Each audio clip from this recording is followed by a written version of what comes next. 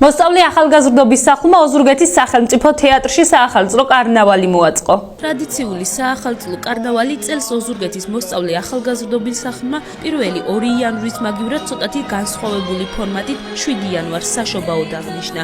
გარდა იმისა, რომ საახალწლო წარმოდგენაში მოსწავლე ახალგაზრდობის სახლი მონაწილეობდა, მასში ასევე მუსიკალური სკოლისა და წმინდა გავრიელ ეპისკოპოსის სამრევლო სკოლის მოსწავლეები იყვნენ ჩართულები. უკვე ბევრჯერ მივიღე მონაწილეობა ამ კონცერტებში და ძალიან მომწონს ეს კონცერტები. საცხოვრა ახალწელს და ბედნიერებას გისურვებთ. კონცერტზე ახლა სიმღერებია და ისა, რა ქვია, ბავშვები და ძალიან ბევრი ხალხია. მოგეწონა კონცერტი? საჩუქრები ხომ არ მიგიღია? მე მივიღე ჩემი საჩუქარი.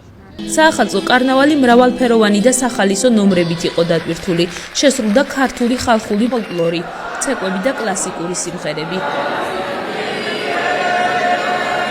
წელს იყო ცოტა განსხვავებული ფორმატით, მოსწავლე ახალგაზრდობის სახლი ოდითგანვე ტრადიციულად ამ ღონისძიებას ატარებს ყოველთვის, ოღონდ წელს წლევანდელი 1 და 2 იანვრის საკარნავალო დღები შეიცვალა საშობაო კონცერტით.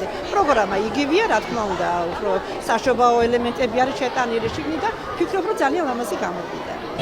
საახალწლო ღონისძიებამ სრული ანშლაგით ჩაიარა.